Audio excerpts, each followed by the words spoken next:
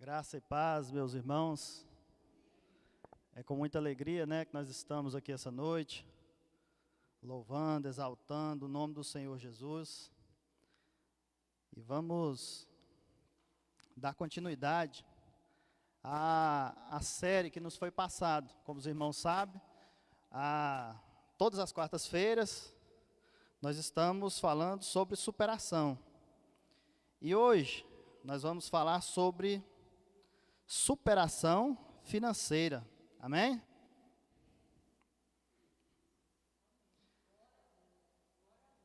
Eu sei que nós temos passado o Brasil e o mundo, a cidade de Padre Bernardo, não podia ser diferente.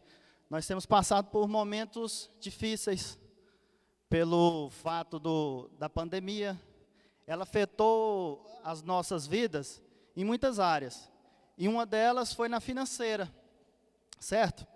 E por isso a nossa liderança viu a importância de nos mandar essa mensagem, para que nós estivéssemos passando aos irmãos, para que nós fôssemos ministrados nesse intuito, para que, assim como possa vir as dificuldades, nós possamos sair delas do modo bíblico. Amém? Vamos orar. Senhor Deus, nós nos colocamos na Tua presença, Senhor, para pedir a Ti, Senhor Deus Todo-Poderoso, que fale aos nossos corações essa noite, que todas as barreiras, Senhor Deus Todo-Poderoso, que possam vir, Pai querido, para não deixar com que nós compreendamos, com que essa palavra entre em nossos corações, Senhor Deus, a nossa mente, Senhor, fala aos nossos corações. Faça, Pai querido, Pai amado, do Seu Filho, Pai querido, do Teu servo, boca do Senhor.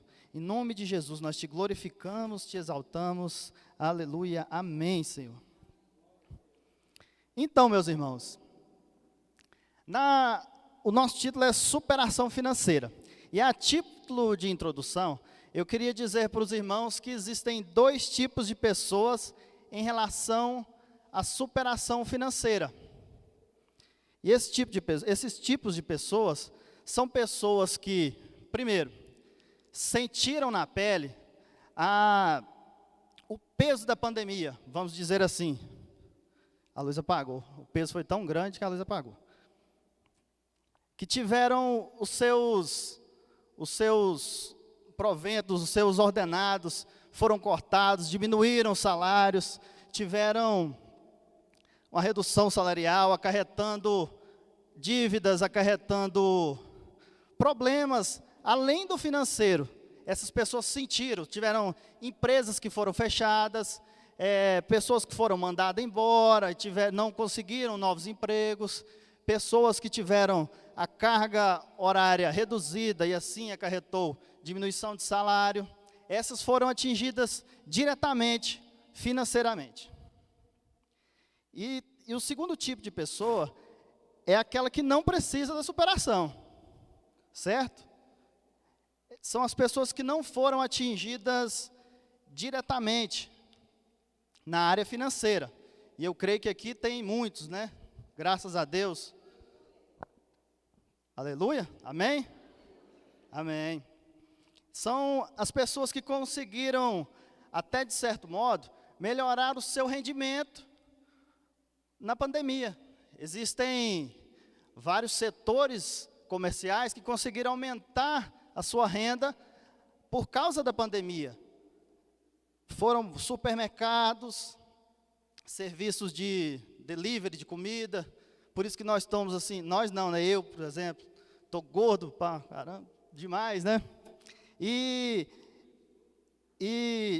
o comércio eletrônico, vendas pela internet, bombaram, porque nós não podíamos sair, pedimos de casa, e aí nós ficamos naquela, E só foi inchando e parou aqui. Tiago disse que ele não inchou, mas ele pediu muita comida, que eu sei. Então, meus irmãos, diante disso, eu quero dizer para vocês, para que haja a superação financeira no mundo pós-pandemia, é preciso 3 decisões. E a primeira decisão é superar a preguiça. E eu vou pedir aos irmãos que abram aí Provérbios 6, por favor.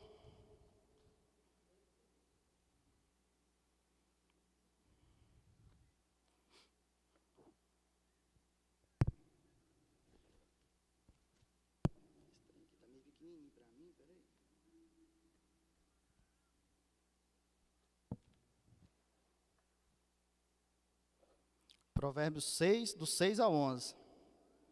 Amém? Todos encontraram? Vai ter com a formiga, ó preguiçoso, considera os seus caminhos e sê sábio. Não tendo ela chefe, nem oficial, nem comandante, no estio, prepara o seu pão. Na cega, ajunta o seu mantimento. Ó preguiçoso, até quando ficarás deitado? Quando te levantarás do teu sono? Um pouco para dormir, um pouco para toscanejar, um pouco para encruzar os braços em repouso. Assim sobrevirá a tua pobreza como um ladrão, e a tua necessidade como um homem armado. A tua necessidade como um homem armado. Nós sabemos que a preguiça, ela afeta em todas as áreas. No trabalho, nos estudos, nas atividades gerais do cotidiano. E nós sabemos também que a preguiça é um pecado.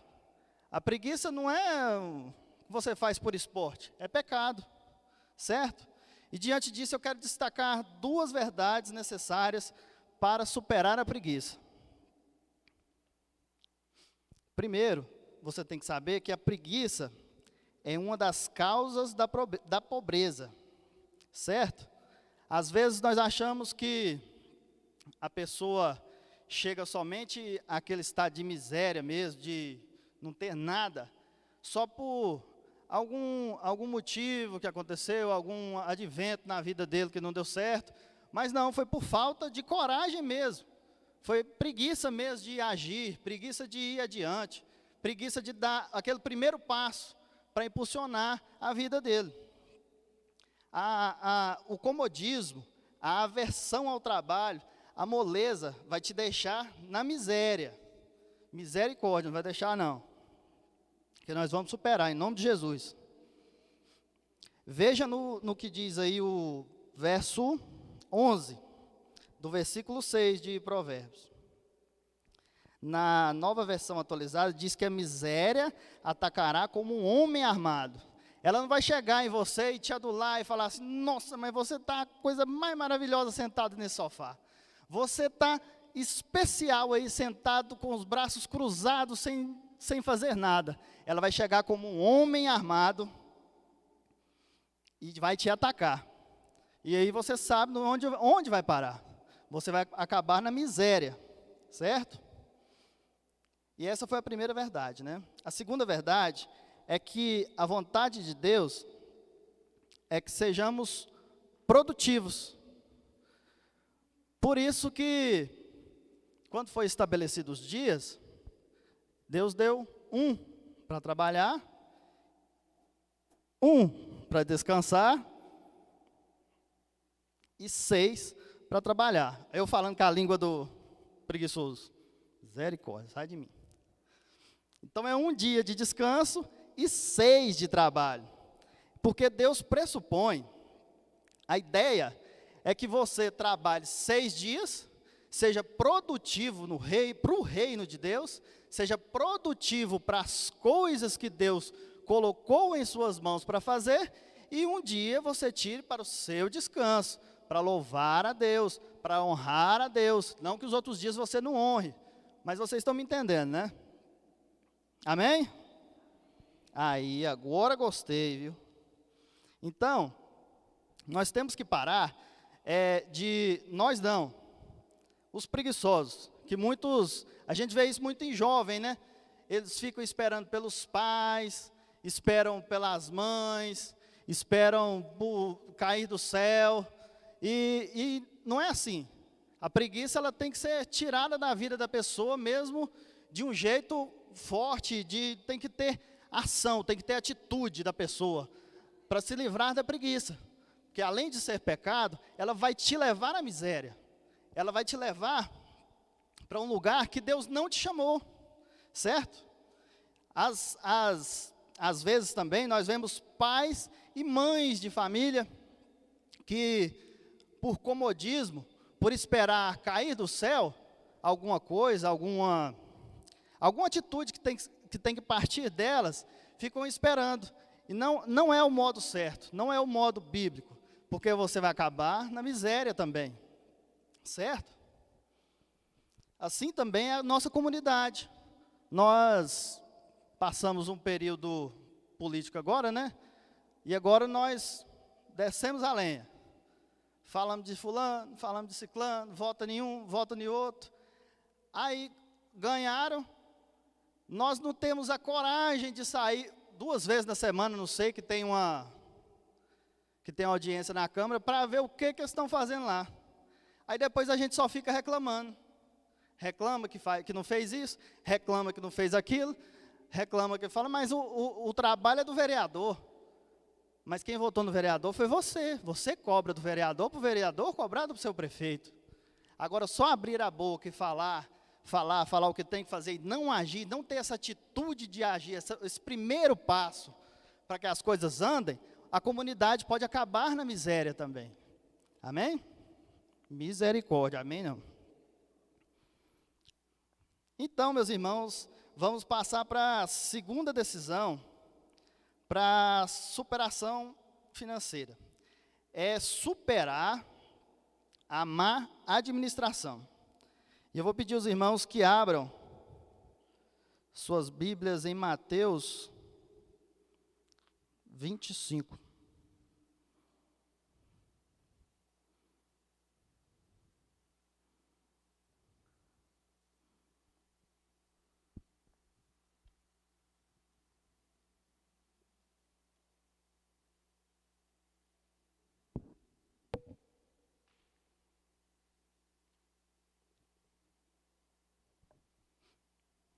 Nós não vamos lê-lo agora não, viu? Sei se vocês ficaram na expectativa aí, nós vamos lendo de acordo, nós vamos passando.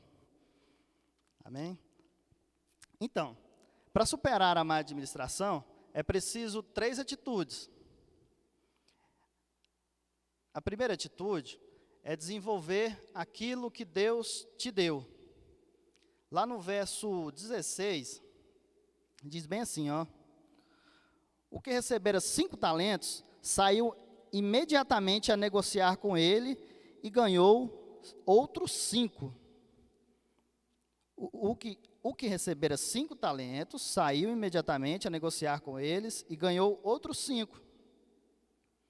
Assim também somos nós, quando Deus confia alguma coisa nas nossas mãos, quando nos é confiado, qualquer tipo de coisa, temos que fazer para multiplicar. Quando Deus coloca certa quantidade nas suas mãos, seja dentro de casa, para você administrar, ou seja fora de casa, Ele quer que você multiplique, para que assim nós estejamos sendo produtivos no reino do céu e produtivos aqui na terra. Porque, falando em superação financeira, o financeiro é um assunto espiritual. Porque o dinheiro que nós usamos, o dinheiro que nós aplicamos, o dinheiro que é aplicado no povo de Deus, é usado para fazer o bem, é usado para servir aos outros. Amém? Em resumo, nós temos que ser produtivos e responsáveis.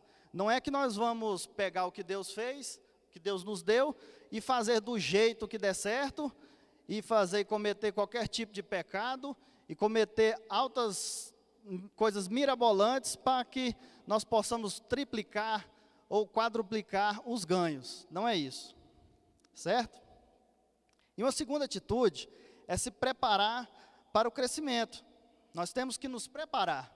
Nós não podemos ficar no comodismo, nós não podemos ficar parados, nós precisamos nos preparar, nós precisamos crescer profissionalmente, crescer no intelecto, no que diz sobre educação financeira, porque nas escolas nós não aprendemos, isso é verdade. E muito difícil você ver alguém falar sobre gestão financeira, sobre administração financeira. Então nós temos sempre que nos preparar profissionalmente e no âmbito familiar também é igual. Porque às vezes nos é dado pouco e nós não sabemos administrar. Às vezes Deus te deu aquela empresa e aquela empresa não cresce, aquela empresa continua pequena, aquela empresa não passa daquilo, e você já tem muitos anos, aplicando todas as suas forças ali, mas está trabalhando de um modo errado. E Deus quer que você se profissionalize, que você se prepare para ganhos maiores, para que você se prepare para coisas melhores que virão. Amém? E isso não vai acontecer também só nas empresas. Isso vai acontecer dentro das nossas casas. Porque, às vezes, o nosso ganho mensal não aumenta. E Deus está te trabalhando para que você possa ganhar, possa ter altos ganhos, mas você não consegue administrar aquilo que Deus te deu. Você não consegue ser fiel a Deus com o pouco. E quer ter o muito. Você não consegue administrar sua casa e quer fazer aquela empresa ir para frente. Você não consegue fazer as compras do mercado sem deixar de pagar o homem da esquina. E não tem planejamento. Não tem uma vida financeira equilibrada. A verdade é essa. Então, nós não podemos ser medíocres e pensar com a cabeça pequena. E pensar que, oh meu Deus, eu ganhei no pouco, então eu vou ficar no pouco, porque Deus quer que eu seja pobre o resto da minha vida. E não é assim. Não estou dizendo aqui que você vai ser um milionário, mas se for, aleluia por isso. Estou dizendo que quando Deus coloca algo grande nas suas mãos, você vai ter que trabalhar para produzir mais. Mas quando Ele coloca algo pequeno nas suas mãos também, Ele quer que você produza mais. Ele quer que você produza. Ele quer que você duplique, quadruplique. Amém? Porque a má administração, ela vai limitar, de certo modo, as bênçãos do Senhor. Você ganha certa quantidade para trabalhar. Com aquele ganho. Aí você administra muito mal a sua casa, o dinheiro nunca sobra. Você nunca abençoa os irmãos, aqueles que necessitam. Você administra muito mal a sua empresa e só vive no vermelho. Não abençoa aqueles irmãos. Aí aquela bênção que era para ser espiritual, ela só passa a ser financeira. Porque você não tem a administração correta para que haja, não é sobra, mas que as primícias sejam retiradas para que possa abençoar a vida das pessoas. Amém? E a terceira atitude, meus irmãos, é ser fiel nos dízimos. Agora eu vou pedir vocês que abram Malaquias 3, do 9 ao 10.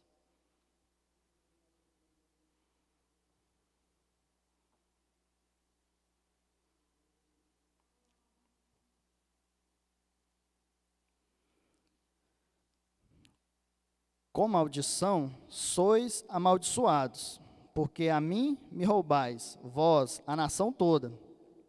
Trazei todos os dízimos à casa do tesouro, para que haja mantimento na minha casa, e provai-me nisto, diz o Senhor dos Exércitos, se eu não vos abrir as janelas do céu, e não derramar sobre vós bênçãos sem medida. Amém? Nós temos que saber que a nossa administração, a administração fiel, passa sobre a devolução não, mas a honra de devolver os nossos dízimos. Nós temos que ter em mente que dízimo não é caridade. Você não está fazendo uma caridade para Deus. Você não está fazendo um sacrifício. Dízimo é questão de honra. É honra mesmo. Honra ao Senhor. Você está honrando a Deus com a 10ª parte de tudo que você ganha e honrando ao Senhor, certo? Não é a ideia de recebo, pago todas as minhas contas e se der, eu devolvo. Mas se sobrar, devolvo também. E quando geralmente é assim, nunca dá certo para devolver.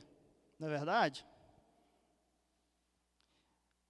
Mas aí você pensa assim, mas Deus é o Deus do ouro e da prata, Deus não precisa de dinheiro. Como é que faz agora? Porque Deus não precisa de dinheiro, é verdade. Mas a obra dele, a obra de Deus, para que o reino dele avance, é preciso do investimento nosso.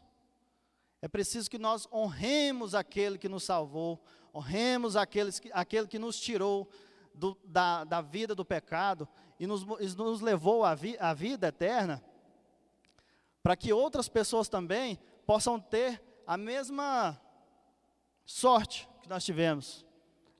Para que outros também gozem da misericórdia do Senhor, certo? O dízimo é como se fosse um recurso que Deus usa para estabelecer o sustento da casa dele, o sustento dos pastores, o sustento da vida dos missionários, o sustento daqueles que necessitam de alimento natural e espiritual. Aí você fala assim, mas o meu dinheiro nunca vai dar, eu não acredito nisso não. Aquele pouco dinheiro que você pega no seu dízimo, ou na sua oferta que você dá, pode ser que mudou a vida de muitas pessoas, pode ser não, certeza. A minha vida foi mudada por isso, porque houve pessoas antes de mim, que chegaram aqui antes, investiram na obra do Senhor, o reino dele avançou e me alcançou. Alcançou a mim, alcançou a minha família, e pela misericórdia do Senhor, tenho certeza que vai alcançar toda a minha família, tanto do lado do pai e do lado da mãe, dependente da dificuldade que seja. Então, nós não podemos esquecer que nós vivemos pela fé. A palavra de Deus fala sempre do dízimo. Nós vivemos pela fé, mas a palavra sempre fala de dízimo. O dízimo é antes, durante e depois da lei. O dízimo não foi feito uma lei. O dízimo é honrar. Assim como você honra seu pai e sua mãe, você honra o seu Pai Celestial, que deu o único filho dele para que morresse no seu lugar, para que te desse a vida eterna. Amém?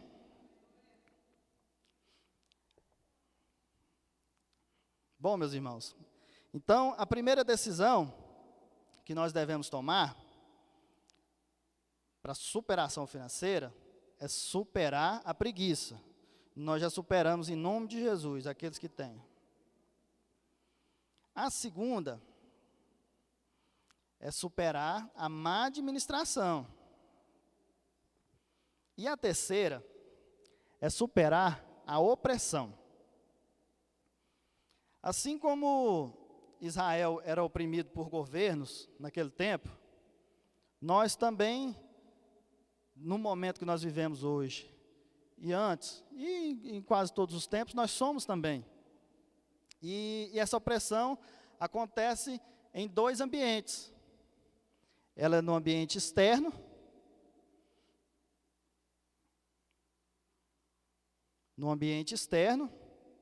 como acontece?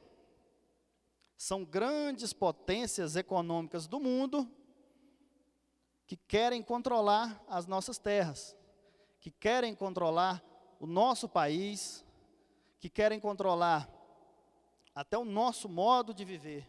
Lá de fora, eles querem controlar aqui. Por quê? E por que isso? Porque nós somos muito ricos. O Brasil é autossuficiente em tudo. Só falta ser melhor em administração, porque nós temos tudo. Água em abundância, petróleo,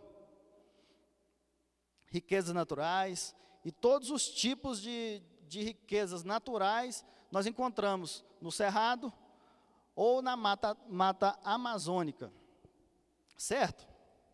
E um dos exemplos que nós temos hoje em dia, de países que querem oprimir o Brasil, que estão querendo tomar o domínio, de um modo diferente, mas não deixa de ser, é a China, que eles estão investindo, comprando as nossas terras e tomando o nosso comércio. Aí a gente pensa assim, não, investimento, o Brasil vai bombar. Mas aí quando você vai parar para pensar, eles podiam estar comprando os nossos produtos, comprando nossa carne, comprando da nossa soja, mas eles não estão fazendo isso mais. Eles faziam isso antes. Agora o que eles estão fazendo? Comprando as nossas fazendas, comprando mineradoras, comprando tudo, e agora eles estão usando o nosso país e mandando o que é nosso para lá. E se nós precisarmos daqui um dia, a gente tem que comprar deles, coisas que saíram daqui, certo? É uma política de dominação de terra, mas é a versão moderna, né? Que eles investem. A Síria não, a Síria chegava e botava para quebrar mesmo, não tinha dó não. Confiscava as terras e por aí vai. E também, meus irmãos, ela acontece no ambiente interno. Essa opressão, ela acontece em ambiente externo, com governos do exterior, com governos de fora, e ela acontece no ambiente interno. A Pérsia e Roma oprimia o povo, naquela época, o povo de Israel, com altos impostos, corrupção, injustiça e variadas coisas. E nós hoje também sofremos disso aqui, corrupção, injustiças, pelo nosso governo. O nosso governo também pratica essas coisas contra nós. E esse mal que nós sofremos, também gera pobreza. Ele gera pobreza. Às vezes não pode gerar em nós, mas deixa que aquele voo que nós queremos alcançar, pode ser que nós não alcancemos por causa dessa opressão. Pois nós pagamos altos impostos, nós recebemos pouco por dia trabalhado. A corrupção, ela acaba com tudo. E uma das coisas que ela faz é oprimir principalmente o pobre, que o pobre nunca vai conseguir ascensão. Tudo que passa pela mão dos políticos e cai na corrupção, aquele dinheiro é desviado, como os irmãos sabem. E aquele dinheiro não vai para o devido lugar, não vai para o destino ao qual ele era destinado. E aí,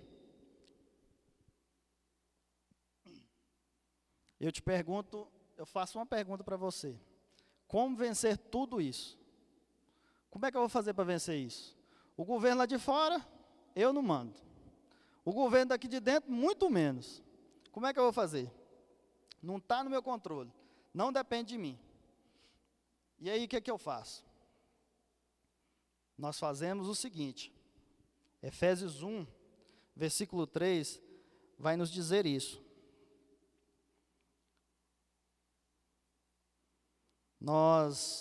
Que nós não podemos pensar com a mente terrena.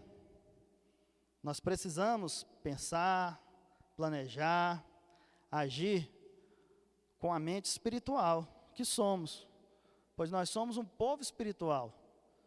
Nós somos um povo, nós não somos dessa terra. De certo modo, nós somos estrangeiros aqui, certo? O nosso abençoador é maior do que qualquer dificuldade. É maior do que o governo chinês, o governo, qualquer outro tipo de governo. É maior do que a economia mundial. É maior do que qualquer governo que possa vir nos oprimir. As circunstâncias que vão vir através disso não são maiores do que o nosso abençoador. O nosso abençoador é maior do que o coronavírus e é maior do que a opressão, certo? E a chave para vencer isso, sabe qual é? Independente de onde venha, se venha de fora, se venha de dentro do nosso país, é a fé. É a fé no nosso Salvador. É a fé em Cristo.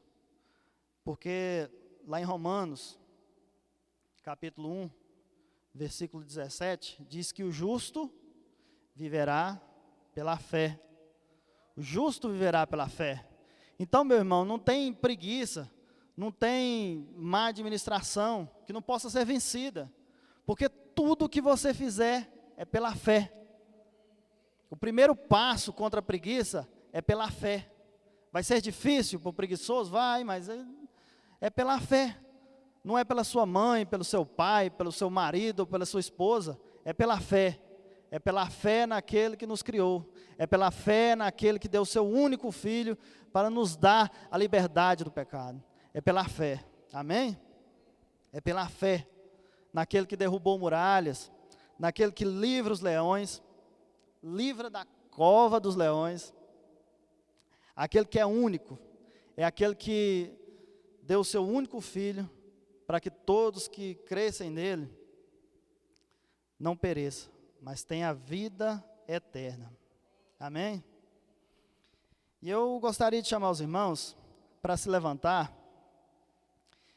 A título de considerações finais, nós temos que ter duas posturas de oração.